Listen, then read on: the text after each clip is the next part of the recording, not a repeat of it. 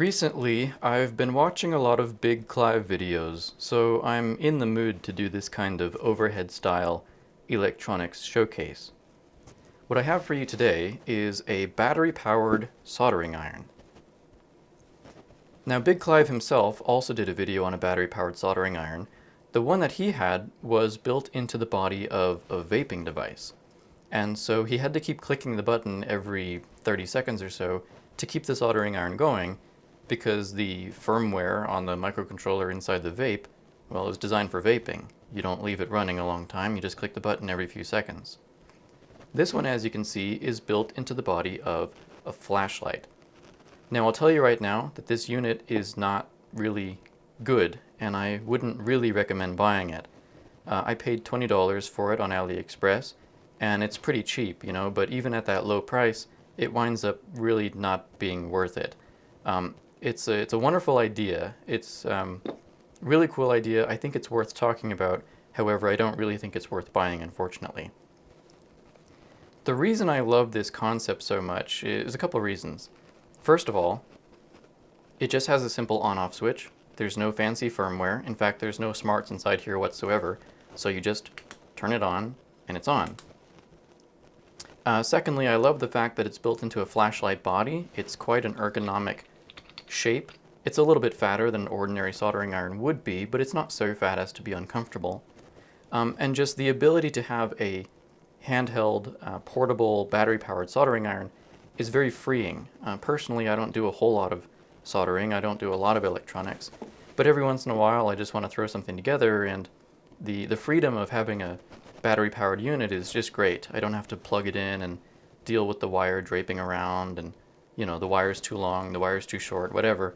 It's just really cool to have a battery-powered unit.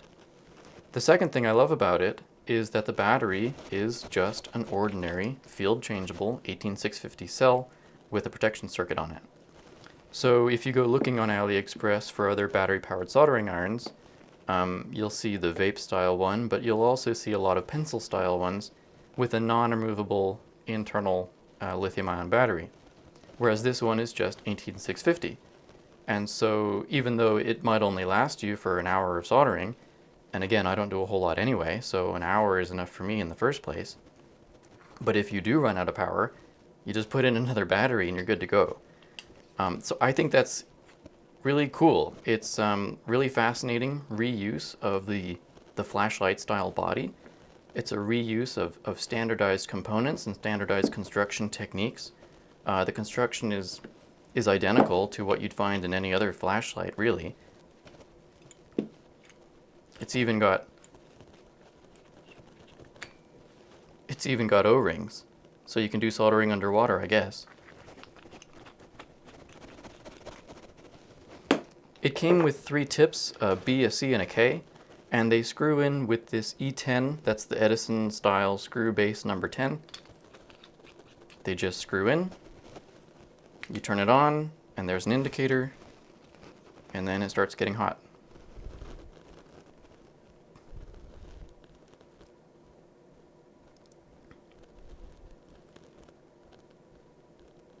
Not so quickly, I suppose, but quick enough when you just want to throw something together.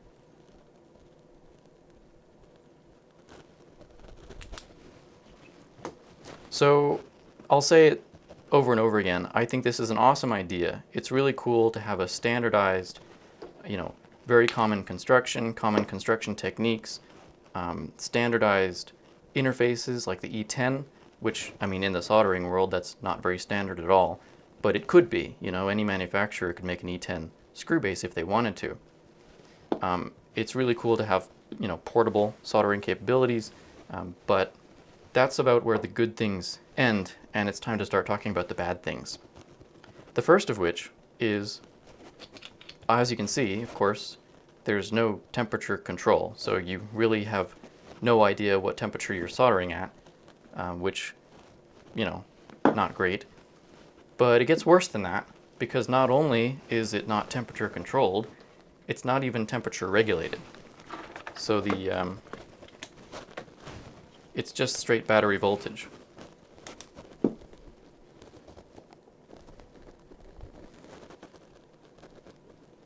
Well,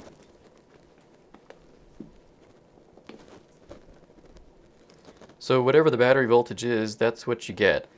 So when the battery's fresh, it's going to run hotter, and when the battery's running low, it's going to run colder. And along the way, you really have no idea what temperature you're working at.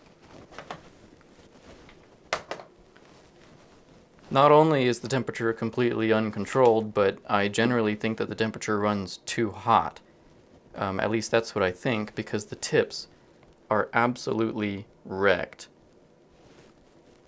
I have a couple pictures that I took when I first took the unit out of the box, and then I took some more pictures after completely wrecking the B-tip, and the time between the two pictures was like half an hour. I took this out of the box, played with it for 10-15 minutes, and the B-tip was already just ruined. So these tips, I think, are really cheaply made. They're poor quality, and the iron's running too hot. Now I am using lead-free soldering solder, which I understand is more corrosive to tips than leaded solder, but even then that's not really an excuse, Soldering iron should be able to handle lead-free solder. The tips are cheap and it's running too hot. They just die. They just melt themselves to death within minutes. So that's ultimately why this thing's not really worth buying, is because as soon as you start using the tip, it just degrades instantly. Now, even though it's a standardized, screw thread kind of style, it turns out there's really only one factory making these. If you go looking for more replacement tips, you're not going to find a lot of variety. It's all the same pack of 3 over and over and over again. So obviously there's just one factory doing this, and if you buy more replacements, they're just going to suffer the same fate. So it's a cool idea, beautiful idea, simple construction, but ultimately winds up not being worth it because you only get a few minutes of use out of it and then it just dies. The tips die. The body itself is fine. That's about all there is to say, but we may as well take it to bits, as it were.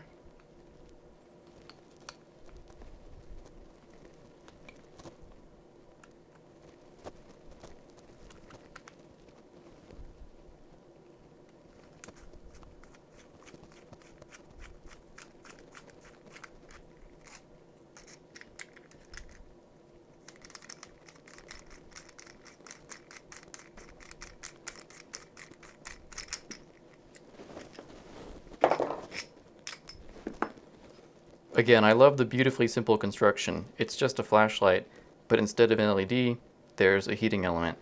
And as you can see, there's no smarts whatsoever. It's just straight terminal voltage into the heating element of the base there. So cool unit, good idea, great idea. I would absolutely love to see some other manufacturer try this idea again with a little bit more eye towards quality. Temperature regulation, if not control. I don't expect whole lot of control, but temperature regulation, better quality tips, beautiful idea. Let's do it better because I really like it.